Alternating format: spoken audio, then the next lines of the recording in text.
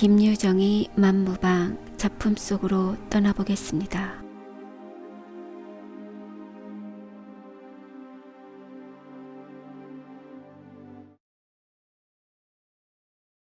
산골에 가을은 무르녹았다. 아름드리 노송은 삑삑히 늘어 박혔다. 무거운 송락을 머리에 쓰고 건들건들 세세히 끼인 도토리, 벗, 돌배, 갈잎들은 울긋불긋 잔디를 적시며 맑은 샘이 쫄쫄 거린다. 산토끼 두 놈은 한가로이 마주 앉아 그 물을 할짝거리고 이따금 정신이 나는 듯 가랑잎은 부스스하고 떨린다. 산산한 산들바람, 귀여운 들국화는 그 품에 새뜩새뜩 넘논다. 흙내와 함께 향긋한 당김이 코를 찌른다. 요놈은 쌀이버섯, 요놈은 잎썩은내, 또 요놈은 송이. 아니 가시넝쿨 속에 숨은 박하풀 냄새로군. 응치리는 뒷짐을 딱 쥐고 어정어정 논인다. 유유히 다리를 옮겨 놓으며 이 나무 저 나무 사이로 호화든다. 코는 공중에서 벌렸다 오므렸다 연신 이러며 훅훅 구붓한 한 송문 밑에 이르자 그는 발을 멈춘다. 이번에는 지면에 코를 야치 갖다 대고 한 바퀴 빙 남을 끼고 돌았다. 아하, 요놈이로군. 썩은 솔잎에 덮여 흙이 봉긋이 돋아 올랐다. 그는 손가락을 꾸짖으며 정성스레 살살 헤쳐본다. 과연 귀여운 송이, 망할 녀석, 조금만 더 나오지. 그걸 뚝 따들고 뒷짐을 지고 다시 어실렁어실렁. 가끔 선 하품은 터진다. 그럴 적마다 두 팔을 떡 벌리곤 먼 하늘을 바라보고 늘어지게도 기지개를 느린다. 때는 한창 바쁠 추수 때이다. 농근치고 송이 파적 나올 놈은 생겨나도 않았으리라. 하나 그는 꼭 해야만 할 일이 없었다. 싶으면 하고 말면 말고 그저 그뿐. 그러함에는 먹을 것이 덜어 있느냐면 있기는커녕 부쳐 먹을 농토조차 없는 계집도 없고 자식도 없고. 방은 이때야 남의 겹방이요 잠은 새우잠이요. 하지만 오늘 아침만 해도 한 친구가 찾아와서 별을 털 텐데 일 좀 와 해달라는 걸 마다하였다. 몇 푼 바람에 그까짓 걸 누가 하느냐 보다는 송이가 좋았다. 왜냐면 이 땅 삼천리 강산에 느려 놓인 곡식이 말짱 네 것이람. 먼저 먹는 놈이 임자 아니냐. 먹다 걸릴 만치 그토록 양식을 쌓아두고 일이 다 무슨 난장 맞을 일이람. 걸리지 않도록 먹을 국리나 할 게지. 하기는 그도 한 3번이나 걸려서 구매밥으로 사관을 틀었다. 마는 결국 제 밥상 위에 올라앉은 제 목도 자칫하면 먹다 걸리긴 매일 반. 올라갈수록 덤불은 우겄다. 머루며 달에 칙 게다 이름 모를 잡초. 이것들이 위아래로 이리저리 서리어 좀채 길을 내지 않는다. 그는 잔디길로만 돌았다. 넓적 다리가 벌쭉이는 찢어진 고이자락을 아끼며 조심조심 사려 딛는다. 손에는 칡으로 엮어둔 7개 송이. 늙은 소나무마다 가선 두리번거린다. 사냥개 모양으로 코로 쿡쿡 내를 한다. 이것도 송이 같고 저것도 송이 같고 어떤 게 알짜 송이인지 분간을 모른다. 토끼똥이 소보록한데 갈잎이 한 입 뚝 떨어졌다. 그 잎을 살며시 들어보니 송이 대구리가 불쑥 올라왔다. 매우 큰 송이인 듯. 그는 반색하여 그 앞에 무릎을 털썩 꿇었다. 그리고 그 위에 두 손을 내들며 10손가락을 다 펴들었다. 가만가만히 살살 흙을 헤쳐본다. 주먹만한 송이가 나타난다. 이놈 크구나. 손바닥 위에 딱 올려놓고는 한참 들여다보며 싱글벙글 한다. 우중충한 구석으로 바위는 벽같이 깎아질렀다. 그 중턱을 얽어나간 칡잎에서는 물이 쪼록쪼록 흘러내린다. 인삼이 썩어내리는 약수라 한다. 그는 돌 위에 걸터앉으며 또 한 번 하품을 하였다. 간밤 쓸데없는 노름에 밤을 샌 것이 몹시 나른하였다. 따사로운 햇발이 숲을 새어든다. 다람쥐가 솔방울을 떨어치며 어여쁜 할미새는 앞에서 알씬거리고 동리에서는 타작을 하느라고 왁을 거린다.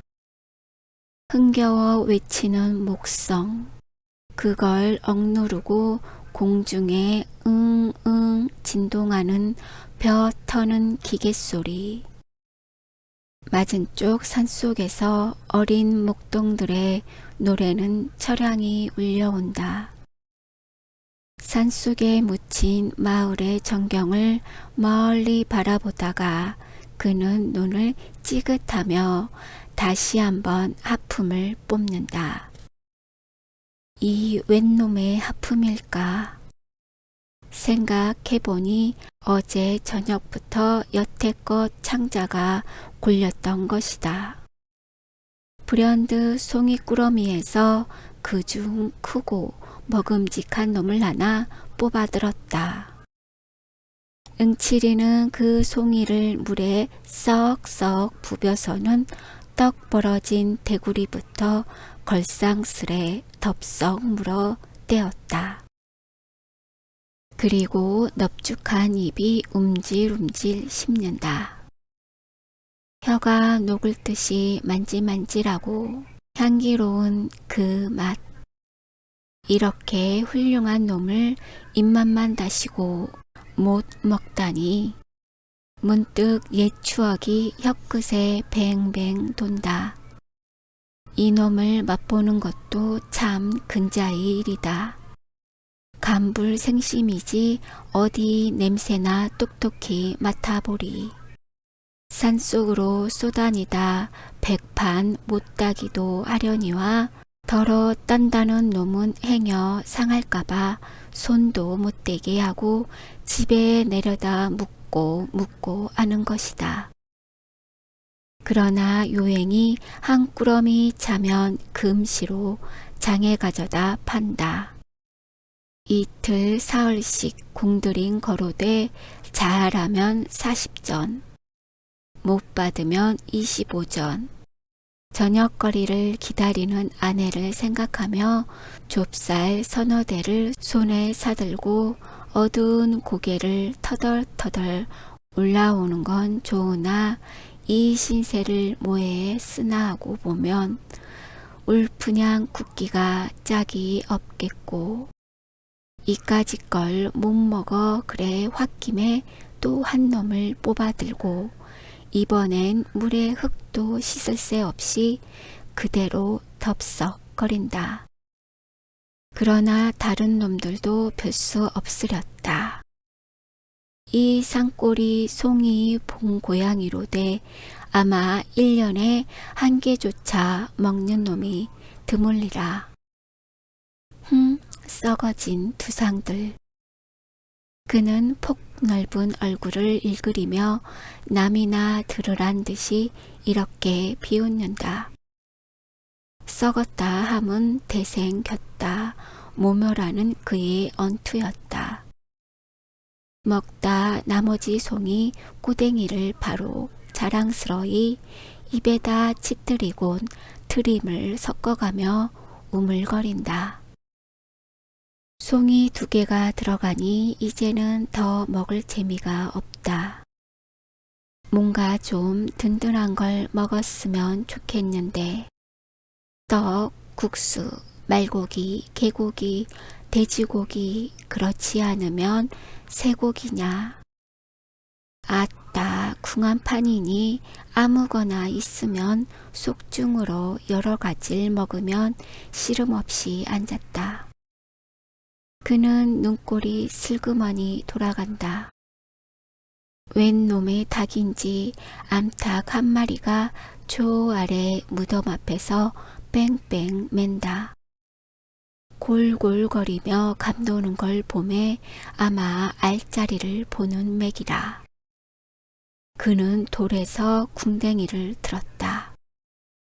낮은 하늘로 외면하여 못 본 척하고 닭을 향하여 적현으로 널찍히 돌아 내린다. 그러나 무덤까지 왔을 때 몸을 돌리며 후후후 이 자식이 어딜 가 후. 2 팔을 벌리고 쫓아간다. 산 꼭대기로 치모니 닭은 허둥지둥 갈 길을 모른다. 요리 맡긴 조리 맡긴 꼬끄댁거리며 속만 태울 뿐. 그러나 바위 틈에 끼어 왁살스러운 그 주먹의 모가지가 둘로 나기에는 불과 몇 분 못 걸렸다. 그는 으슥한 숲속으로 찾아들었다. 닭의 껍질을 홀랑 까고서 2 다리를 들고 찢으니 배창이 옆구리로 꿰진다. 그놈은 긁어 뽑아서 껍질과 한데 뭉치어 흙에 묻어버린다. 고기가 생기고 보니 연하여 나느니 막걸리 생각.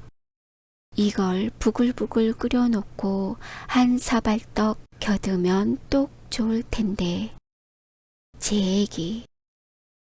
응칠이 고기는 어디 떨어졌는지 술집까지 못 가는 고기였다. 아무려나 고기 먹고 술 먹고 거꾸론 못 먹느냐. 그는 닭의 가슴패기를 입에 들여대고 쭉 찢어가며 먹기 시작한다. 쫄깃쫄깃한 놈이 제법 맛이 들었다.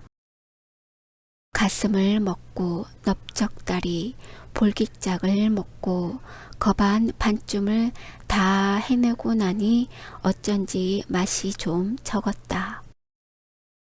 결국 음식이란 양념을 해야 하는군. 숲을 속으로 그냥 내던지고 그는 설렁설렁 내려온다. 솔숲을 빠져 화정깨로 내리려 할 때 벼랑각 등 뒤에서 여보게 저 응칠이 아닌가? 고개를 돌려보니 대장간 하는 성파리가 작달만한 채수에 들갑작거리며 고개를 넘어온다. 그런데 무슨 기난 일이나 있는지 불이 나게 달려들더니 자네 응국의 논의 벼 없어진 거 아나? 응칠이는 그만 가슴이 덜컥 내려앉았다. 이 바쁜 때 농군의 몸으로 응고개까지 애써 갈 놈도 없으려니와 또한 하필 절 보고 벼이 없어짐을 말하는 것이 여간 심상치 않는 일이었다. 잡담 제하고 응칠이는 자넨 어째서 응고개까지 갔던가? 하고 대담스레 그 눈을 쏘아보았다. 그러나 성팔이는 조금도 겁먹은 기색 없이 아 어쩌다 지났지 뭘 그래 하며 도리어 얼레발을 치고 덤비는 수작이다. 고얀 놈. 응칠이는 입대에 다녀야 동물을 팔아 배를 채우고 그런 비열한 짓은 안 한다. 낯을 붉히자 눈에 불이 보이며 어쩌다 지냈다? 응칠이가 이 동리에 들어온 것은 어느덧 달이 넘었다. 인제는 물릴 때도 되었고 좀 떠보고자 생각은 간절하나 아우의 일로 말미암아 망설거리는 중이었다. 그는 오라는 데는 없어도 갈 데는 많았다. 산으로 들로 해변으로 발뿔이 놓이는 곳이 즉 가는 곳이다. 그러나 저물면은 그대로 쓰러진다. 남의 방앗간이고 헛간이고 혹은 강가, 시세장, 물론 수가 좋으면 괭떼기 위해서 밤을 편히 잘 적도 있었다. 이렇게 하여 강원도 어수룩한 산골로 이리 넘고 저리 넘고 못 갈 때 별로 없이 유람 겸 편답하였다. 그는 한 구석에 머물러 있음은 가슴이 답답할 만치 대우 괴로웠다. 그렇다고 응칠이가 본시 역마직성이냐 하면 그런 것도 아니다. 그도 5년 전에는 사랑하는 아내가 있었고 아들이 있었고 집도 있었고 그때야 어딜 하루라도 집을 떨어져 보았으랴. 밤마다 아내와 마주 앉으면 어찌하면 이 살림이 좀 늘어볼까 불어볼까 애간장을 태우며 갖은 궁리를 대하고 대하였다마는 별 뾰족한 수는 없었다. 농사는 열심으로 하는 것 같은데 알고 보면 남는 건 겨우 남의 빚뿐. 이러다가는 결말엔 봉변을 면치 못할 것이다.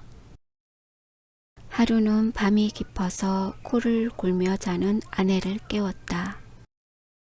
밖에 나아가 우리의 세간이 몇 개나 되는지 세어보라 하였다. 그리고 저는 벼루에 먹을 갈아 찍어 들었다. 벽에 바른 신문지는 누렇게 끄을렀다.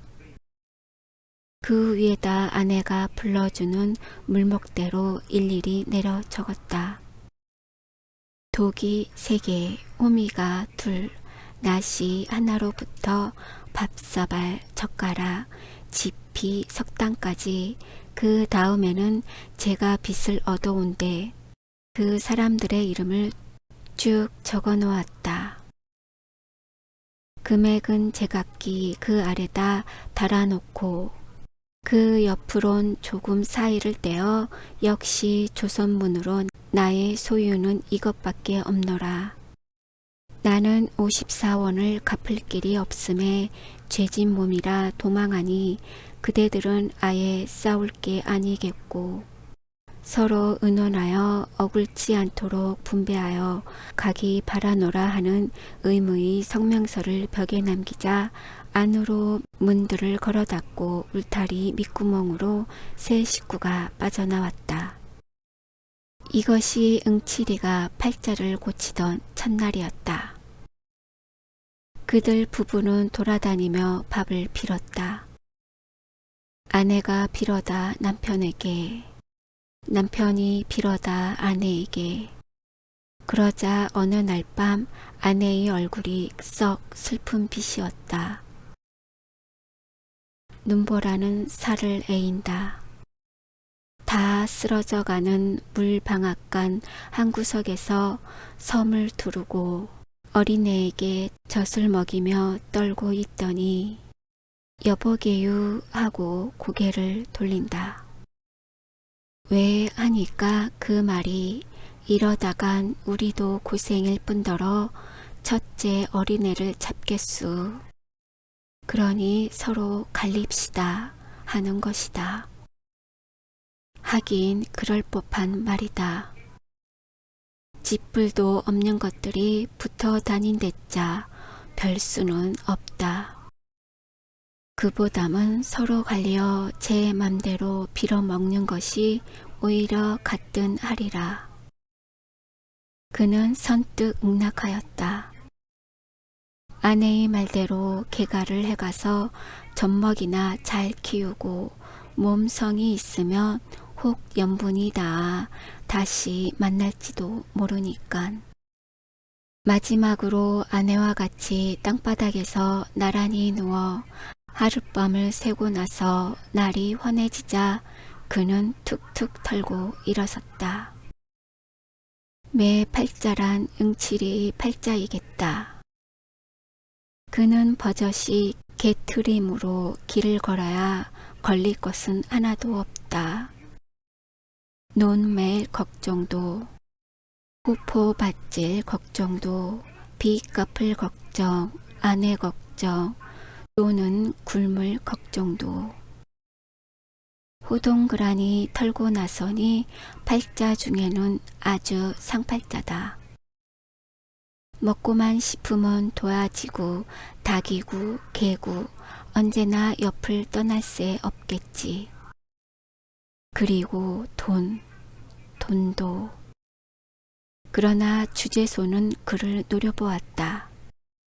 툭 하면 오라가라 하는데 학질이었다. 어느 동리고 가 있다가 불행히 일만 나면 누구보다도 그부터 붙들려 간다. 왜냐면 그는 정과 사범이었다. 처음에는 도박으로, 다음엔 절도로, 또 고담에는 절도로. 그러나 이번 멀리 아우를 방문함은 생활이 궁하여 근대로 왔다거나 혹은 일을 해보러 온 것은 결코 아니었다. 혈족이라곤 단 하나의 동생이요. 또한 오래 못 본지라 때없이 그리웠다. 그래 모처럼 찾아온 것이 뜻밖의 덜컥 이를 만났다. 지금까지 논의 벼가 서 있다면 그것은 성한 사람의 짓이라 안 할 것이다. 응호는 응곡의 논의 벼를 여태 베지 않았다. 물론 응호가 베어야 할 것이다. 누가 듣던지 그 형 응칠이를 먼저 의심하리라. 그럼 여기에 따르는 모든 책임을 응칠이가 혼자 지지 않으면 안 될 것이다. 응호는 진실한 농군이었다. 나이 31로 무던히 철났다 하고 동리에서 쳐주는 모범 청년이었다. 그런데 별을 베지 않는다. 남은 다들 걷어들였고 털기까지 하련만 그는 뵐 생각조차 않는 것이다. 지주라든 혹은 그에게 장리를 놓은 김찬판이든 뻔질 찾아와 별을 베라 독촉하였다. 얼른 털어서 낼 건 내야지 하면 그 대답은 계집이 죽게 됐는데 별은 다 뭐지우? 하고 한결같이 내뱉는 소리뿐이었다. 하기는 응호의 아내가 지금 기지 사경임에 틈은 없었다 하더라도 돈이 놀아서 약을 못 쓰는 이 판이니 진시 벼라도 털어야 할 것이다. 그러면 왜 안 털었던가? 그것은 작년 응호와 같이 지주문전에서 타작을 하던 친구라면 묻지는 않으리라. 한 해 동안 애를 졸이며 홀자식 모양으로 알뜰히 가꾸던 그 별을 걷어들임은 기쁨에 틀림없었다. 꾹득 새벽부터 앳앳하며 괴로움을 모른다. 그러나 캄캄하도록 털고 나서 지주에게 도지를 제하고 장리쌀을 제하고 색초를 제하고 보니 남는 것은 등줄기를 흐르는 식은땀이 있을 따름. 그것은 슬프다 하기보다 끝없이 부끄러웠다. 같이 털어주던 동무들이 뻔히 보고 섰는데 빈 지게로 덜렁거리며 집으로 돌아오는 건 진정 열적기 짝이 없는 노릇이었다. 참다 못해 응호는 눈에 눈물이 흘렀던 것이다. 가뜩한데 엎치고 덮치더라고. 올해는 고나마 흉작이었다. 쇳바람과 비의 변은 깨깨 비틀렸다. 이놈을 가을하다간 먹을 게 남지 않음은 물론이요. 빚도 다 못 가릴 모양. 에라 빌어먹을. 건어들끼리 캐다 먹든 말든 멋대로 하여라. 하고 내던져 두지 않을 수 없다. 별을 거뒀다고 말만 나면 빚쟁이들은 우 몰려들 거니깐. 응칠이 제목은 여기에서도 또렷이 드러난다. 국으로 가만만 있었더면 좋은 걸 이 사품에 뛰어들어 지주의 뺨을 제법 갈긴 것이 응칠이었다. 처음에야 그럴 작정이 아니었다. 그는 여러 곳 물을 마시니 많지 어지간히 속이 튄 건달이었다. 지주를 만나 까놓고 썩 좋은 소리로 의논하였다. 올 농사는 반실이니 도지도 좀 감해주는 게 어떠냐고. 그러나 지주는 아무 말 없이 고개를 모로 흔들었다. 정 이러면 하여튼 1년 품은 빼야 할 테니 나는 그 논에다 불을 지르겠수 하여도 잠잠코 응치 않는다. 지주로 보면 자기로도 그 변은 넉넉히 걷어들일 수는 있다마는 한번 버릇을 잘못 해놓으면 어느 자기까지 행실을 버릴까 염려하여 겉으로 독촉만 하고 있는 터이었다. 실상이야 곳까지 볕좀 있어도 고만 없어도 고만. 그 심보를 눈치채고 응칠이는 화를 벌컥 낸 것만은 좋으나 저도 모르게 대뜸 주먹밤이 들어갔던 것이다. 이렇게 문제 중에 있는 벼인데 귀신의 노름 같은 병괴가 생겼다. 다시 말하면 벼가 없어졌다. 그것도 병들어 쓰러진 쭉정이는 제쳐놓고 무얼로 그랬는지 알짱 이상만 따갔다.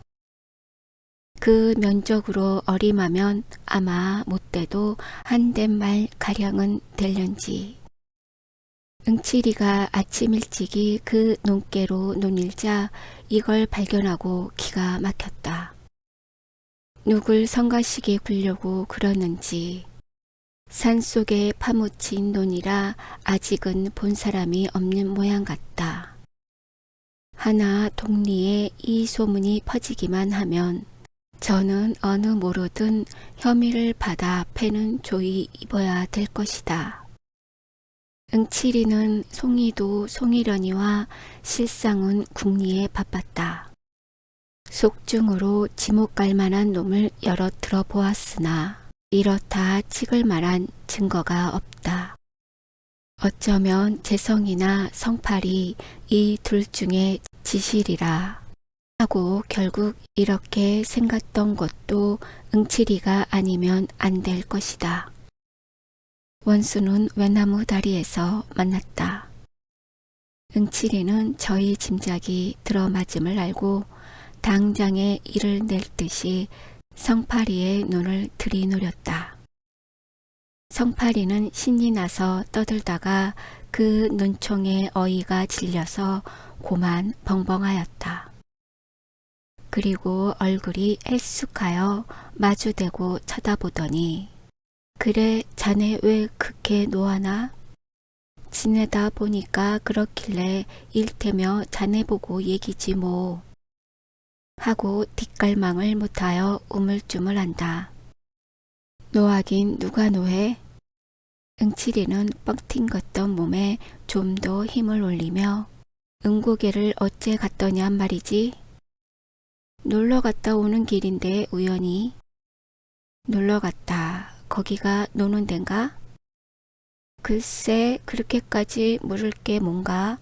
난 응곡이 아니라 서울은 못 갈 사람인가. 하다가 성파리는 속이 타는지 코로 후흥하고 날숨을 길게 뿜는다. 이렇게 나오는 데는 더 물을 필요가 없었다. 성팔이란 놈도 여간내기가 아니요. 구장내 솥인가 뭔가 떼다 먹고 한번 다녀온 놈이었다. 많이 사귀지는 못했으나 동리 평판이 그 놈과 같이 다니다가는 엉뚱한 일 만난다 한다. 이번엔 응칠이 저 역시 그 섭수에 걸렸음을 알고 그야 응고개라고 못 갈 리 없을 테 하고 한번 엿먹다.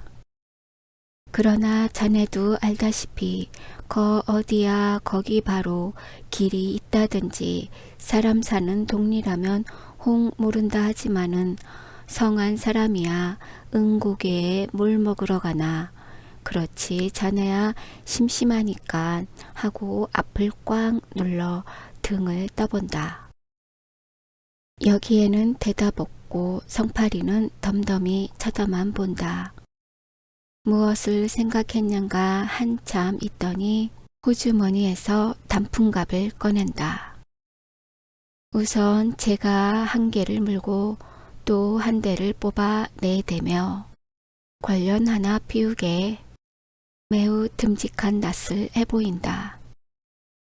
이놈이 이에 밝기가 몹시 밝은 성팔이다.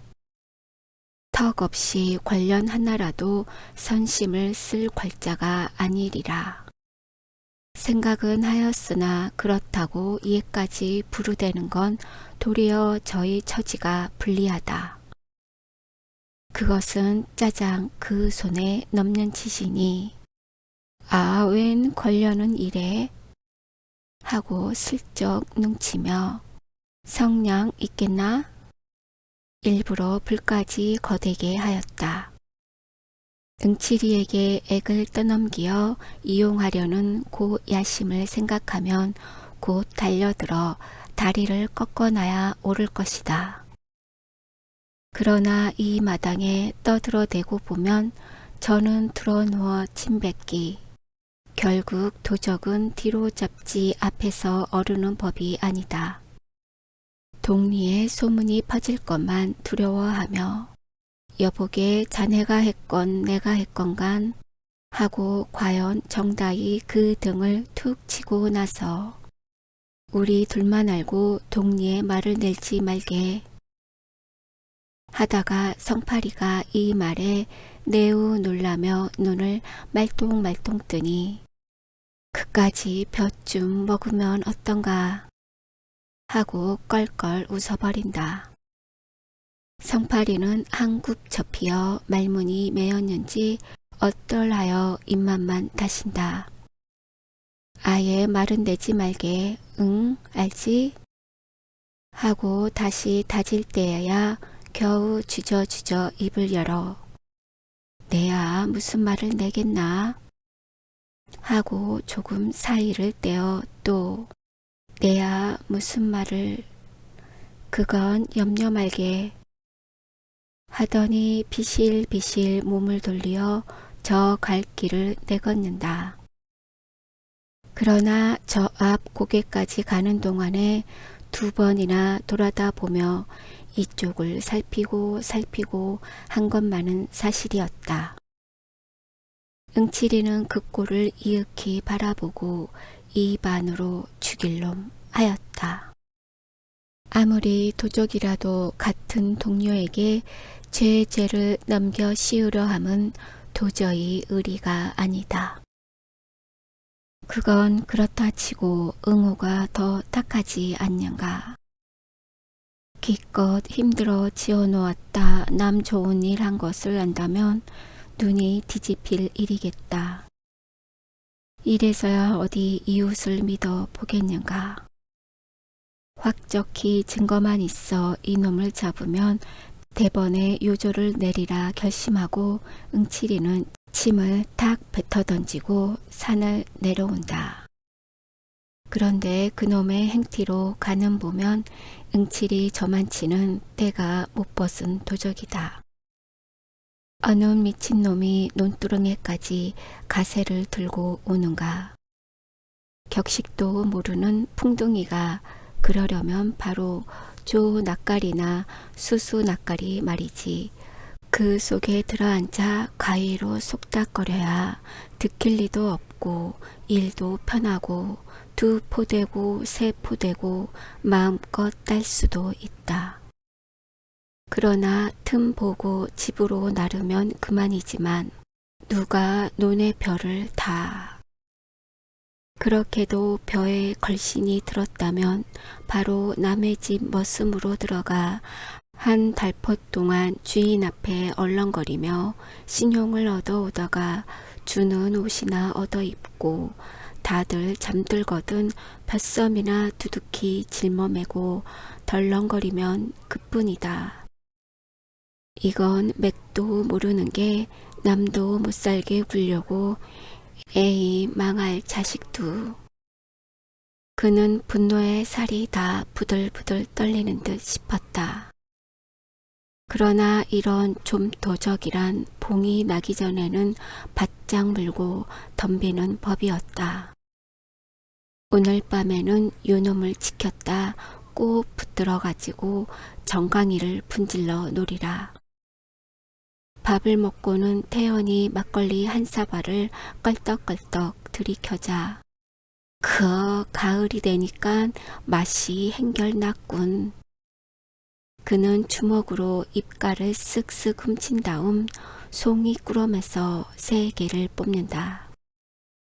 그리고 그걸 괄키같이 마른 주막 할머니 손에 내어주며 예수 송이나 잡수게유 하고 술값을 치렀으나 아이 송이도 고놈 참. 간살을 피우는 것이 겉으로는 반기는 척하면서도 좀 시쁜 모양이다.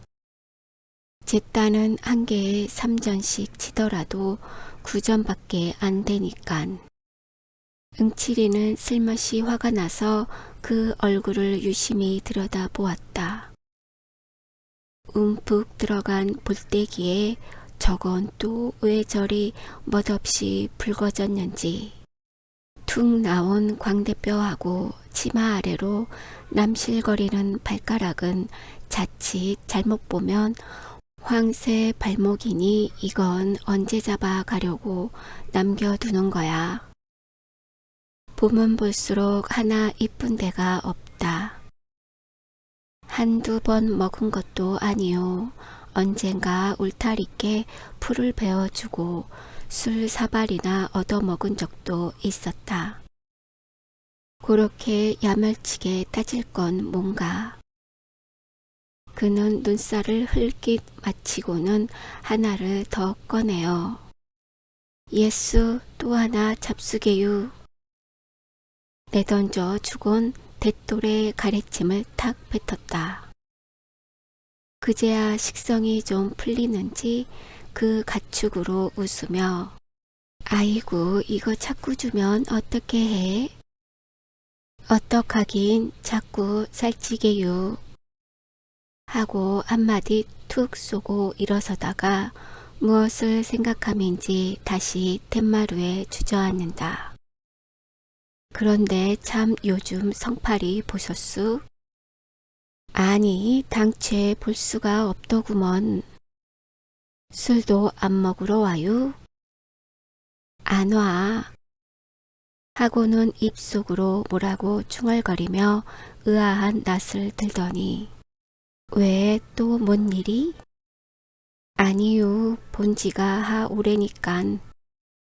응칠이는 말끝을 얼버무리고 고개를 돌려 한 대를 바라본다. 벌써 점심때가 되었는지 닭들이 요란히 울어댄다. 논둑의 미루나무는 부하고 또 부하고 잎이 날리며 팔랑팔랑 하늘로 올라간다. 성팔이가 이 마을에서 얼마나 살았지요? 글쎄 재작년 가을이지 아마. 하고 장죽을 빡빡 빨더니 근데 또 떠난다든가? 홍천인가 어디 즈 성님한테로 간대. 하고 그게 옳지 여기서 뭘 하느냐. 대장간이라고 일이나 많으면 모르거니와 밤낮 파리만 날리는데 그보다는 즈 형이 크게 농사를 짓는다니 그 뒤나 거들어주고 국으로 얻어먹는 게 신상에 편하겠지. 그래 불일간 처자식을 데리고 아마 떠나리라 하고 농그는 그저 농사를 지어야 돼. 내일 술 먹으러 또 오지유.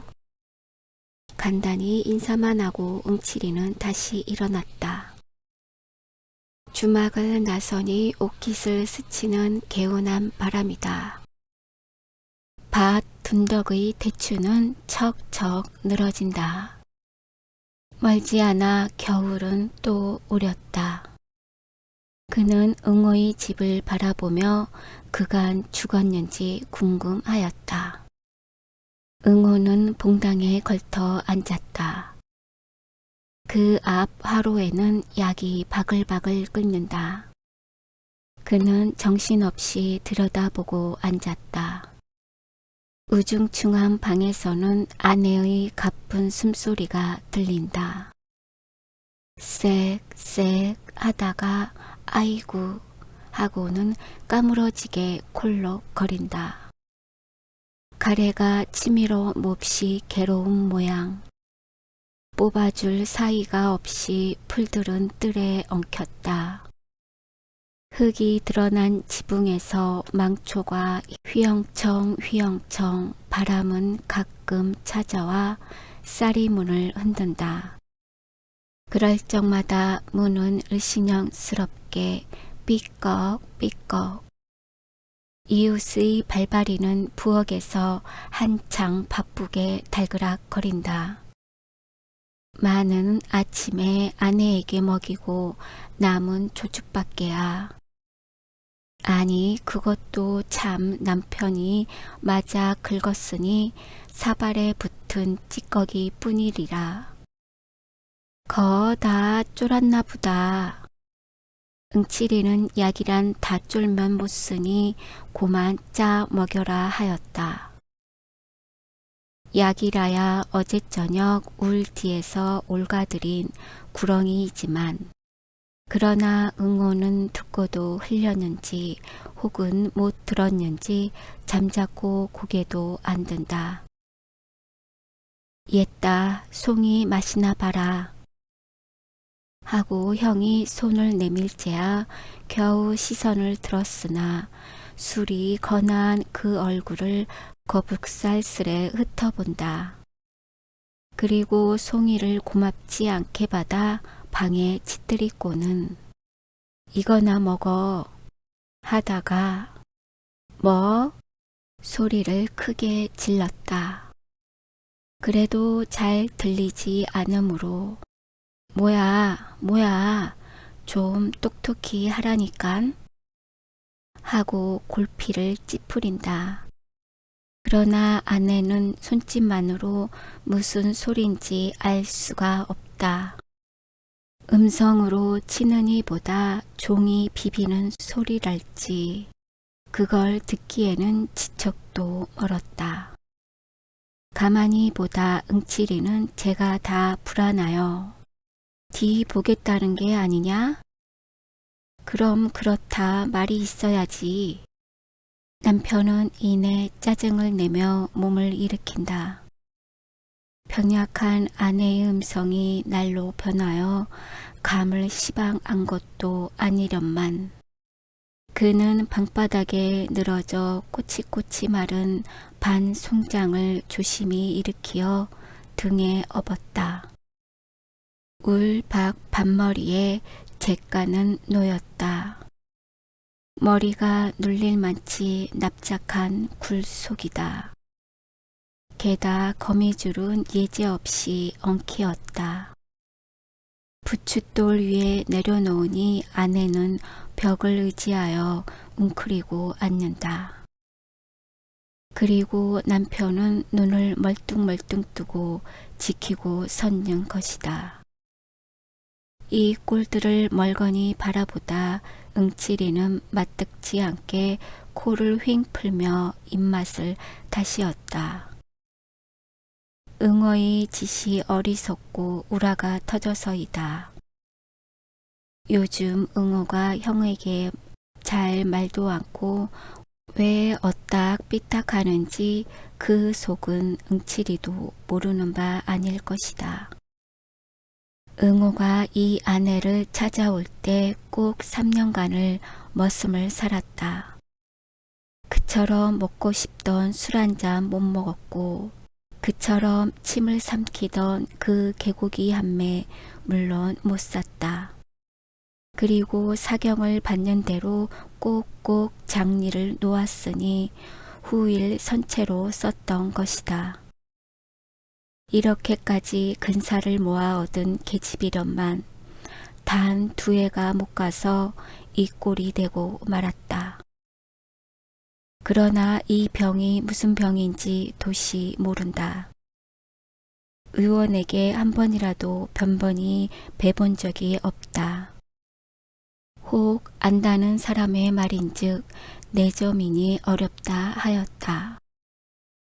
돈만 있으면야 내점이고 연병이고 알 바가 못될 거로되 사날전 거리로 쫓아 나오며 성님 하고 팔을 챌 적에는 응어도 어지간히 급한 모양이었다. 왜?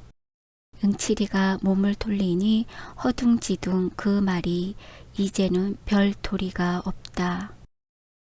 있다면 꼭 한 가지가 남았으니 그것은 엊그저께 산신을 부리는 노인이 이 마을에 오지 않았는가. 그 노인이 응호를 특히 동정하여 15원만 들여 산치성을 올리면 씻은 듯이 낫게 해주리라는데 성님은 언제나 돈 만들 수 있지요. 거 안 된다. 치성 들여 날병이 안 낫겠니.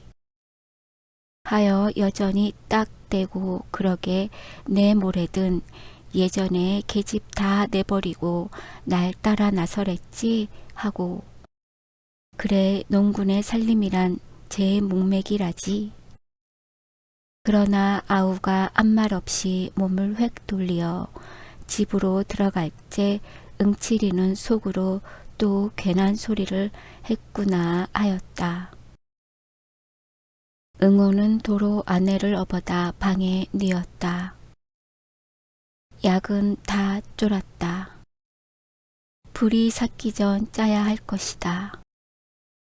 식기를 기다려 약사발을 입에 대어주니 아내는 군말 없이 그 구렁이 물을 껄떡껄떡 들이마신다. 응치리는 마당에 우두커니 앉았다. 사람의 목숨이란 과연 중하군 하였다. 그러나 계집이라는 저 물건이 저렇게 떼기 어렵도록 중할까 하니 암만 해도 알 수 없고 너 참 요 건너 성팔이 알지? 너하고 친하냐? 성이 뭐래는데 거 대답 좀 하렴. 하고 소리를 빽 질러도 아우는 대답은 말고 고개도 안 든다. 그러나 응칠이는 하늘을 쳐다보고 트림만 끄 하고 말았다. 술기가 코를 꽉꽉 찔러야 할 터인데 이건 풋김치 냄새만 코밑에서 뱅뱅 돈다. 공짜 김치만 퍼먹을 게 아니라 한 잔 더 했더면 좋았을걸. 그는 일어서서 대를 허리에 꽂고 궁둥이 흙을 털었다. 벼 도둑 맞은 이야기를 할까? 하다가 아서라 가뜩이나 울상이 속이 쓰릴 것이다. 그보다는 이놈을 잡아놓고 난중 희자를 뽑는 것이 점잖하겠지. 그는 문 밖으로 나와버렸다. 답답한 아우의 살림을 보니 역 답답하던 제 살림이 연상되고 가슴이 두루 답답하였다. 이럴 때에는 무가 십상이다. 사실 하느님이 물을 마련해낸 것은 참으로 은혜로운 일이다. 맹맥할 때 한개를 씹고 보면 꿀꺽하고 쿡 치는 그 맛이 좋고 남의 무밭에 들어가 하나를 쑥 뽑으니 가랑무. 이키 이거 오늘 운수 대통이로군. 내던지고 그 다음 놈을 뽑아들고 개울로 내려온다. 물에 쓱쓱 닦아서는 꽁지는 이로 베어 던지고 어석 깨물어 붙인다. 개울 둔턱의 포플러는 호젓하게도 매출이 컸다. 자갈돌은 그 밑에 옹기종기 모였다. 가생이로 잔디가 소보록하다. 응치리는 나자빠져 마을을 건너다 보며 눈을 멀뚱멀뚱 굴리고 누웠다. 산이 뺑뺑 돌리어 숨이 콕 막힐 듯한 그 마을. 아리랑 아리랑 아라리오. 아리랑 뛰어라 노다가세. 증기차는 가자고 웽고동 트는데 정든님 품 안고 낙누 아리랑 아리랑 아라리오. 아리랑 뛰어라 노다가세. 내일 갈지 모레 갈지 내 모르는데 옥시기 강낭이는 심어 모하리. 아리랑 아리랑 아라리오. 아리랑 뛰어라. 그는 콧노래로 이렇게 흥얼거리다 갑작스레 강릉이 그리웠다. 펄펄 뛰는 생선이 좋고 아침 햇살이 비끼어 힘차게 출렁거리는 그 물결이 좋고 이까지 둠 구석에서 쪼돌리는데 대단히. 그래도 지희 딴엔 무어 농사 좀 지었답시고 악을 복복 쓰며 잘도 떠들어댄다. 하지만 그런 중에도 어디인가 형언치 못할 쓸쓸함이 떠돌지 않는 것도 아니다.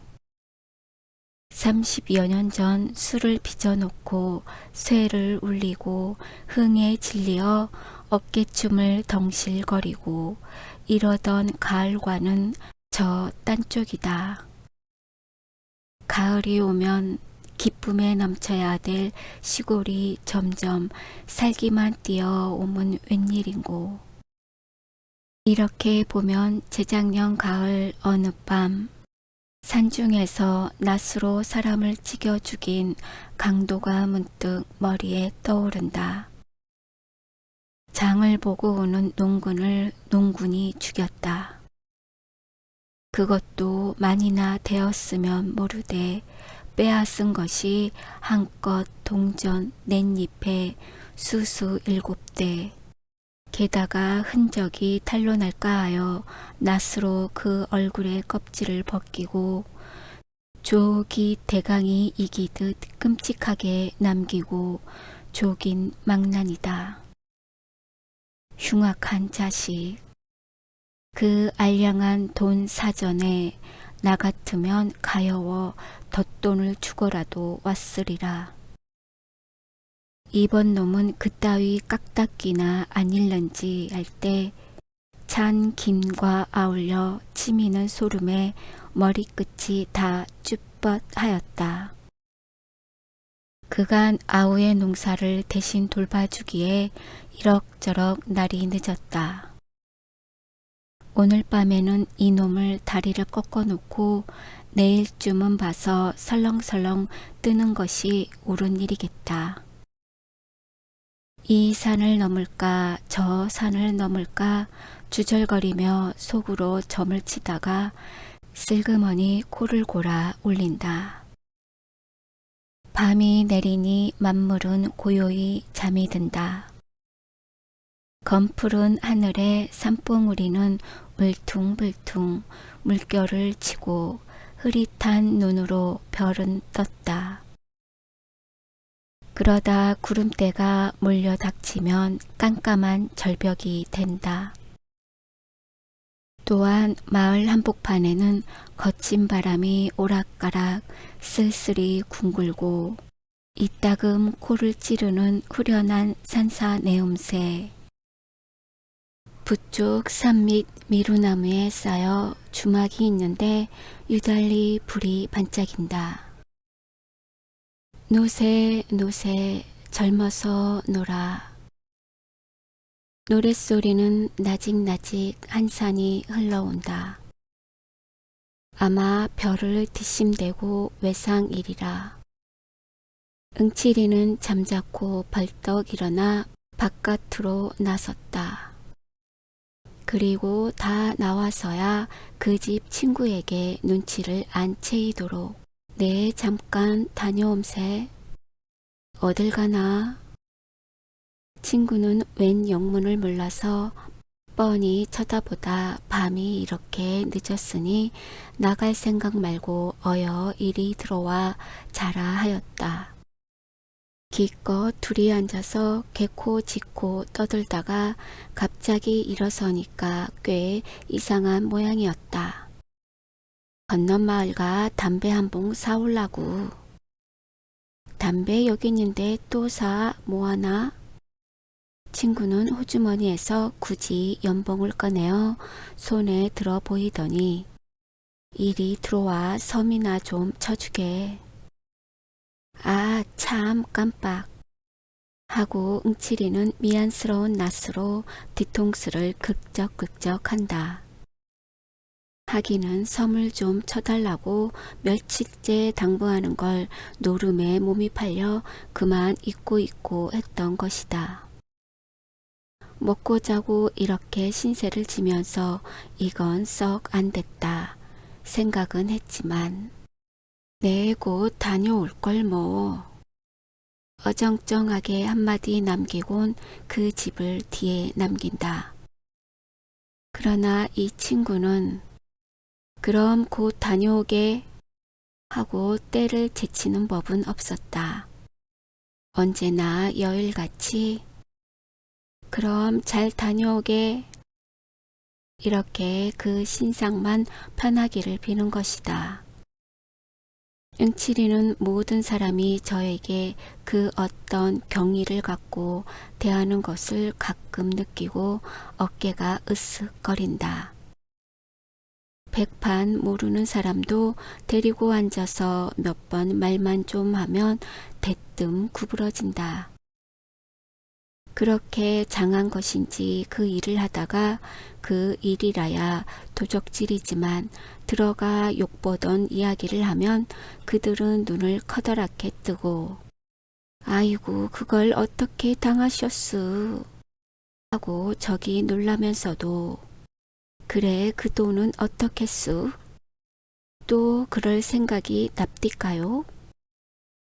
참 우리 같은 농군에 되면 호강살이유 하고들 한편 썩 부러운 모양이었다. 저들도 그와 같이 진탕 먹고 살고는 싶으나 주변 없어 못하는 그 울분에서 그런 이야기만 들어도 다소 위안이 되는 것이다. 응칠이는 이걸 잘 알고 그 누구를 논에다 거꾸로 박아놓고 달아나다가 붙들려 경치던 이야기를 부지런히 하며 자네들은 안정 멀었네 멀었어 하고 흰소리를 치면 그들은 옳다는 뜻이겠지 묵묵히 고개만 껐덕껐덕하며 속없이 술을 사주고 담배를 사주고 하는 것이다. 그런데 이번 별을 훔쳐간 놈은 응칠이를 마구 넘보는 모양 같다. 이렇게 생각하면 응칠이는 더욱 괘씸하였다. 그는 물풀의 몽둥이를 벗삼아 논뚝기를 질러서 산으로 올라간다. 이쓱한 금음 칠야. 길은 어둡고 흐릿한 언저리만 눈앞에 아물거린다. 그 논까지 칠마장은 느긋하리라. 이 마을을 벗어나는 어귀에 고개 하나를 넘는다. 또 하나를 넘는다. 그러면 그 다음 고개와 고개 사이에 수먹이 울창한 상중턱을 비껴대고 몇 마지의 논이 놓였다. 응어의 논은 그 중에 하나이었다. 길에서 썩 들어 앉은 곳이라 잘 배도 왔는다. 동리에 그런 소문이 안 났을 때에는 천행으로 본 놈이 없을 것이나 반드시 성팔이의 성행임에는 응칠이는 공동묘지의 첫 고개를 넘었다. 그리고 다음 고개의 마루턱을 올라섰을 때 다리가 주춤하였다. 저 왼편 높은 산고랑에서 불이 반짝하다 꺼진다. 짐승불로는 너무 흐리고 아하 이놈들이 또 왔군. 그는 가던 길을 옆으로 세었다. 더듬더듬 나뭇가지를 짚으며 큰 산으로 올라간다. 바위는 미끄러 내리며 발등을 찢는다. 딸기 가시의 종아리는 따갑고 엉금엉금 기어서 바위를 끼고 감돈다. 산 거반 꼭대기에 바위와 바위가 어깨를 겹고 움쓱 들어간 굴이 있다. 풀들은 뻗치어 굴문을 막는다. 그 속에 돌아앉아서 5놈이 머리를 맞대고 수근거린다. 불빛이 셀까 염려다. 난폭불을 야치 달아놓고 몸들을 바싹바싹 여미어 가리운다. 어서 후딱후딱 쳐 갑갑해서 원. 이번엔 누가 빠지나? 이 사람이지 뭘 그래. 다시 섞어. 어서 이따위 수작이야. 하고 한 놈이 골을 내고 화투를 빼앗아 제 손으로 섞다가 깜짝 놀란다. 그리고 버석 대드는 응칠이를 벙벙이 쳐다보며 얼뚤한다. 그들은 응칠이가 오는 것을 왕군척이 싫어하는 눈치였다. 이런 애송이 노름판인데 응칠이를 들였다가는 맥을 못 쓸 것이다. 속으로는 매우 꺼렸지만은 그렇다고 응칠이의 비위를 건드림은 더욱 좋지 못하므로 아 응칠인가 어서 들어오게 하고 선웃음을 치는 놈에 난 올 듯하기에 자넬 기다렸지 하며 어수대는 놈. 하여튼 한캐 떠보세.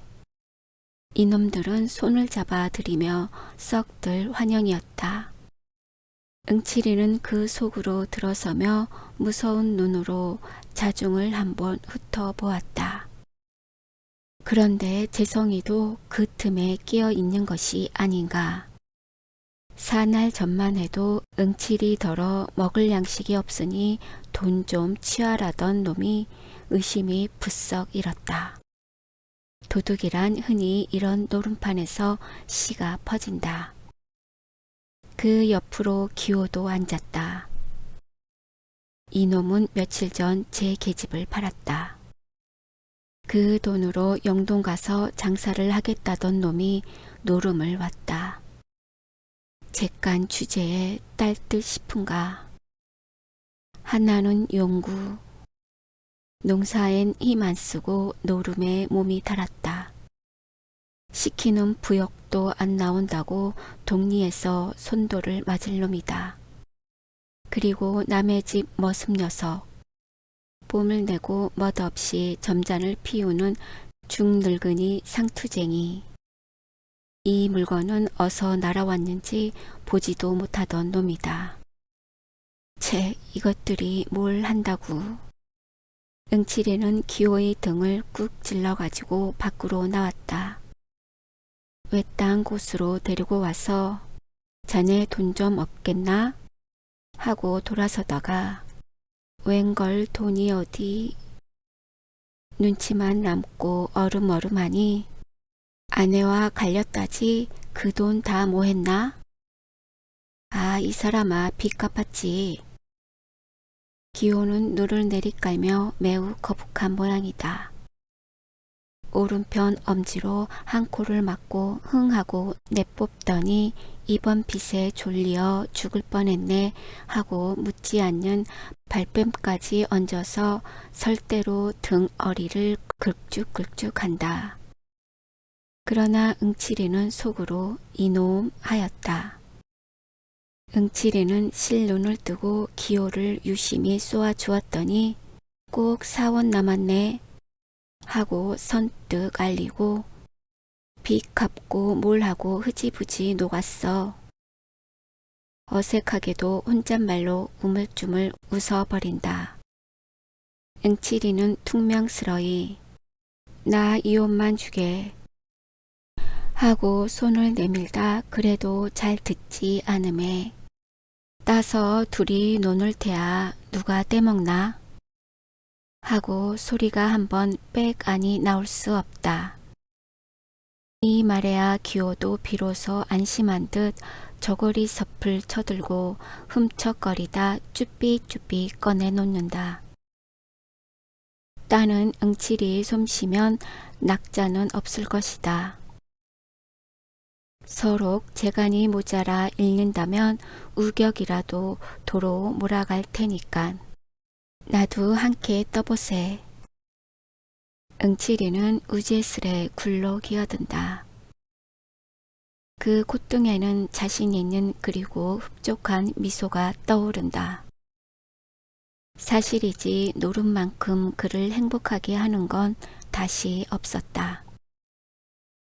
슬프다가도 화투나 투전장을 손에 들면 공연스레 어깨가 으쓱거리고 아무리 일이 바빠도 노름판은 옆에 못 두고 지난다. 그는 이놈 저놈의 눈치를 슬쩍 한번 훑고 두 패로 너누지. 응칠이는 재성이와 용구를 데리고 한 옆으로 비켜 앉았다. 그리고 신바람이 나서 화투를 섞다가 손을 딱 짚으며 튀전 이래지 이깐 화투는 하튼 뭘 할 텐가 녹빙긴가 켤텐가 약단이나 그저 보지. 사방은 매섭게 조용하였다. 바위 위에서 혹 바람에 모래 구르는 소리뿐이다. 어쩌다 옛다 봐라 하고 화투짝이 쩔꺽 한다. 그리곤 다시 지죽은 듯 잠잠하다. 그들은 이 욕에 몸이 달아서 이야기고 뭐고 할 여지가 없다. 행여 속지나 않는가 하여 눈들이 빨개서 서로 독을 올린다. 어떤 놈이 뜯는 놈이고 어떤 놈이 뜯긴 놈인지 영문 모른다. 응칠이가 한 장을 내던지고 명월 공산을 보기 좋게 떡 젖혀놓으니 이거 웬 수작질이야. 용구는 고를 벌컥 내며 쳐다본다. 뭐가? 뭐라니, 이 공산 자네 밑에서 빼내지 않았나? 봤으면 고만이지 그렇게 노할 건 또 뭔가? 응칠이는 어설피 입맛을 쩍쩍 다시다. 그럼 이번엔 파토지? 하고 손의 화투를 땅에 내던지며 껄껄 웃어버린다. 이때 한 옆에서 벼랑간 이 자식 죽인가? 악을 쓰는 것이니 모두들 놀라며 시선을 몬다. 머슴이 마주 앉은 상투의 뺨을 갈겼다. 말인즉 매조 5끝을 엎어쳤다고. 하나 정말은 돈을 잃은 것이 분한 것이다. 이 돈이 무슨 돈이냐 하면 1년 품을 판 피 묻은 사경이다. 이런 돈을 숭들이 먹히다니. 이 자식 너는 야마식꾼이지? 돈 내라. 멱살을 훔켜잡고 다시 2번을 때린다. 이놈이 왜 이러누? 어른을 몰라보고. 상투는 책상 다리를 잡숫고 허리를 쓱 펴더니 점잖이 호령한다. 자식벌 되는 놈에게 뺨을 맞는 건 말이 좀 덜 된다.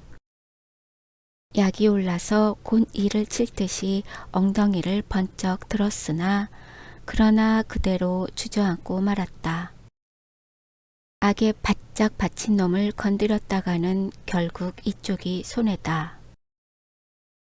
더럽단 듯이 허허 웃고 버릇없는 놈 다 받고 하고 꾸짖는 것은 잘 됐으나 기어이 어이쿠 하고 그 자리에 푹 엎으러진다.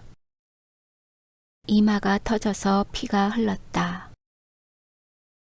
어느 틈엔가 돌멩이가 날아와 이마의 가죽을 터친 것이다. 응칠이는 싱글거리며 굴을 나섰다. 공연스레 쑥스럽게 일이나 벌어지면 성가신 노릇이다. 그리고 돈 100이나 될 줄 알았더니 다 봐야 한 40원 될까 말까. 그걸 바라고 어느 놈이 앉았는가. 그가 딴 것은 본 밑을 알라 9원하고 80전이다. 기호에게 5원을 내주고 자 반이 넘네. 자네 계집 잃고 돈 잃고 호강이겠네. 농담으로 비웃어 던지고는 숲속으로 설렁설렁 내려온다. 여보게 자네에게 청이 있네. 재성이 목이 말라서 바득바득 따라온다. 그 청이란 묻지 않아도 알 수 있었다. 저에게 돈을 다 빼앗기곤 구문이겠지. 시치미를 딱 떼고 나갈 길만 걷는다. 여보게 응칠이 내 말 좀 들어. 그제는 팔을 잡아 낚으며 살려달라 한다.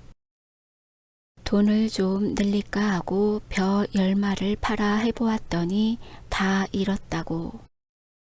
당장 먹을 게 없어 죽을 지경이니 노름 미천이나 하게 몇 푼 달라는 것이다.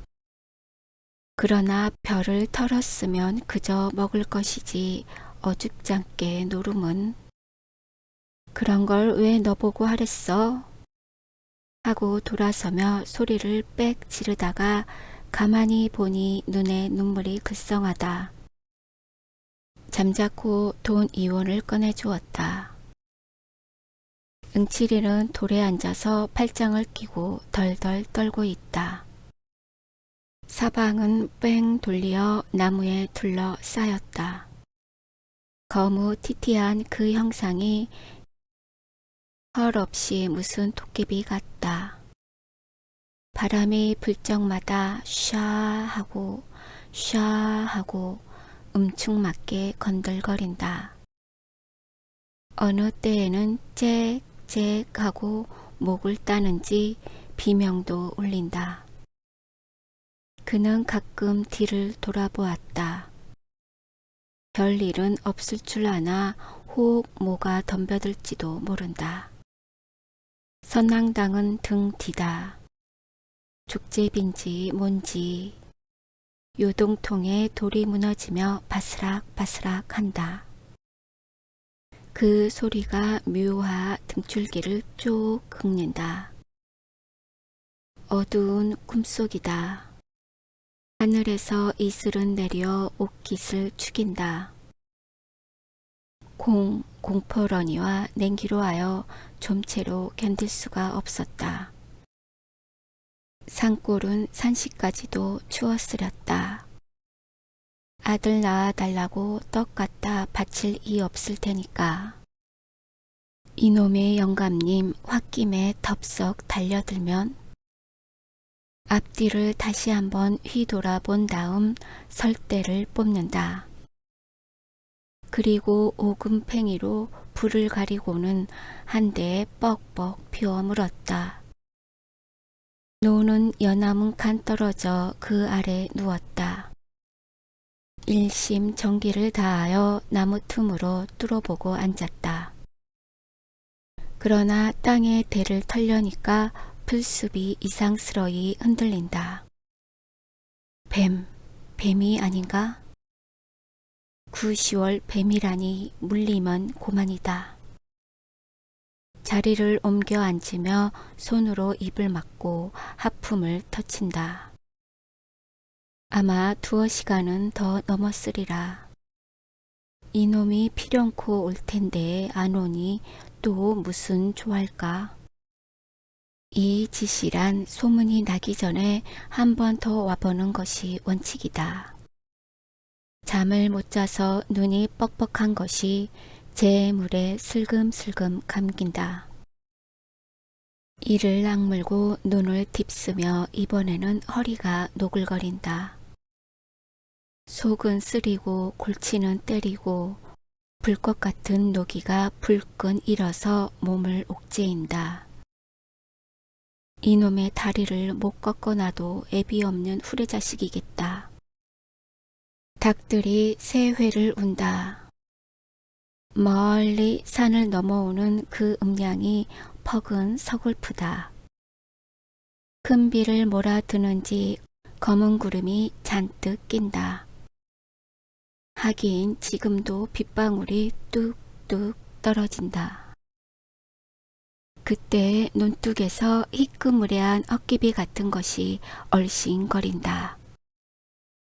정신을 바짝 차렸다. 영락 없이 성팔이, 재성이 그들 중에 한 놈이리라. 이 고생을 시키는 그놈. 이가 푹푹 깔리고 어깨가 다 씩씩거린다. 몽둥이를 잔뜩 우려잡았다. 그리고 벌떡 일어나서 나무 줄기를 끼고 조심조심 돌아내린다. 하나 도랑쯤 내려오다가 그는 멈실하여 몸을 뒤로 물렀다. 늑대 두 놈이 짝을 짓고 이편 산에서 저편 산으로 설렁설렁 건너가는 길이었다. 빌어먹을 늑대. 이것까지 말썽이람? 이마의 식은땀을 씻으며 도로 제자리로 돌아온다. 어쩌면 이번 이놈도 재작년 강독짝이나 안 될런지 급시로 불길한 예감이 뒤통수를 탁 치고 지나간다. 그는 옷깃을 여며 한 대를 더 붙였다. 돌연히 풍세는 심하여진다. 산골짜기로 몰아드는 억센놈이 가끔 발광이다. 다시금 더르륵 몸을 떨었다. 가을은 왜 이 지경인지 여기에서 밤새울 생각을 하니 기가 찼다. 얼마나 되었는지 몸을 좀 녹이고자 일어나서 서성서성할 때이었다. 눈으로 다가오는 희미한 그림자를 분명히 두 눈으로 보았다. 그리고 보니 피로고 항고이고 다 딴소리다. 고개를 내대고 딱 버티고 서서 눈에 쌍심지를 올린다. 흰 그림자는 어느 틈엔가 어둠 속에 사라져 보이지 않는다. 그리고 다시 나올 줄을 모른다. 바람 소리만 웽웽 칠 뿐이다. 다시 암흑속이 된다. 확실히 별을 훔치러 논 속으로 들어갔을 것이다. 역갱이 같은 놈이 굳은 날새를 기회 삼아 마음껏 하겠지. 의리 없는 썩은 자식. 벽장에서 같이 굶은 터에 오냐 대거리만 있거라. 이를 한번 부드득 갈아붙이고 차츰차츰 논께로 내려온다. 응치리는 논께로 바트키 내려서서 소나무에 몸을 착 붙였다. 섣불리 서둘다간 남의 횡액을 입을지도 모른다. 다 훔쳐가지고 나올 때만 기다린다. 몸뚱이는 잔뜩 힘을 올린다. 한 10경쯤 지났을까? 도적은 다시 나타난다. 논뚱에 머리만 내놓고 사면을 두리번거리더니 그제야 기어 나온다. 얼굴에는 눈만 내놓고 수건인지 뭔지 헝겊이 가리었다. 보찜을 등에 짊어매고는 허리를 굽으시 뺑손을 놓는다. 그러자 응치리가 날쌔게 달려들며 이 자식 남의 별을 훔쳐가니?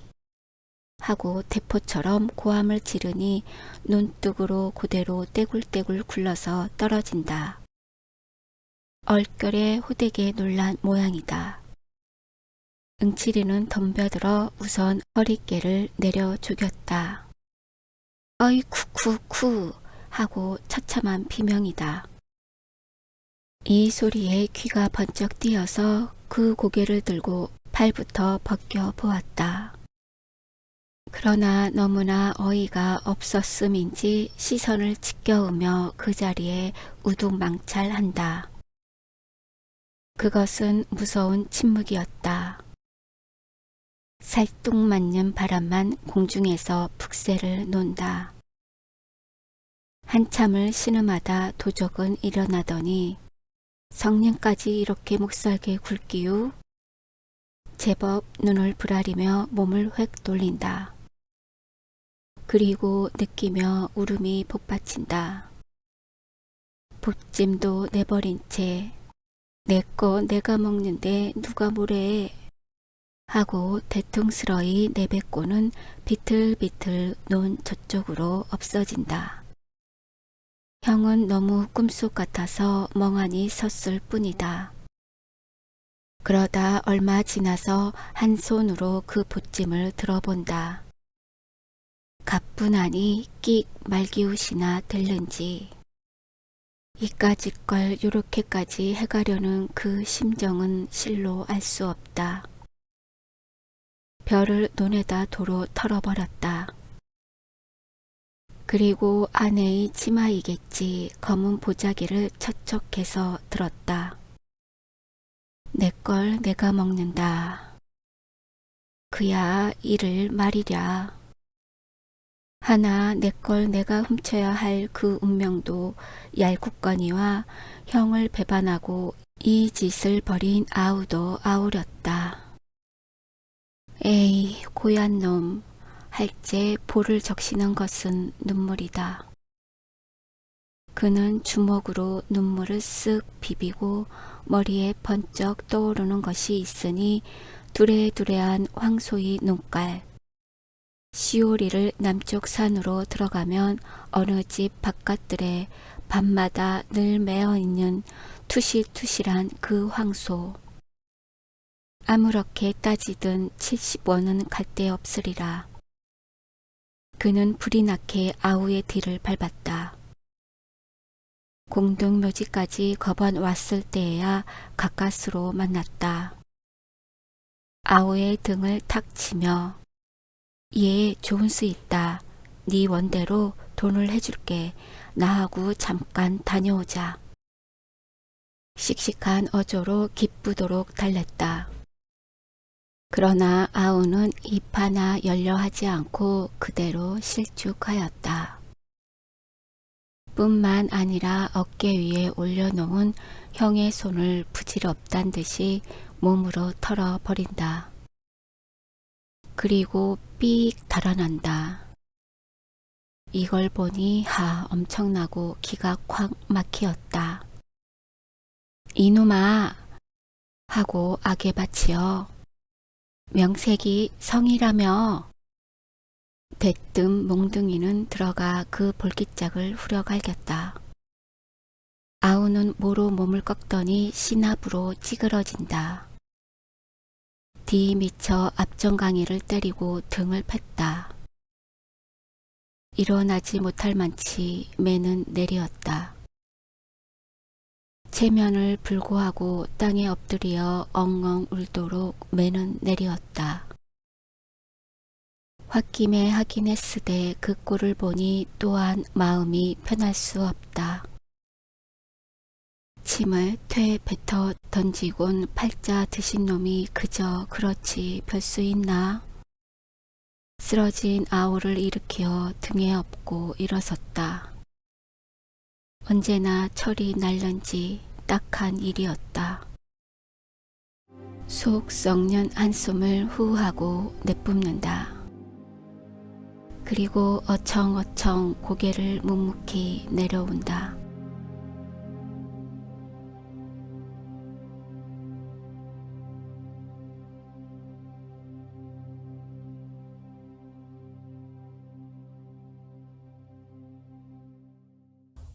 구독, 좋아요 부탁드려요.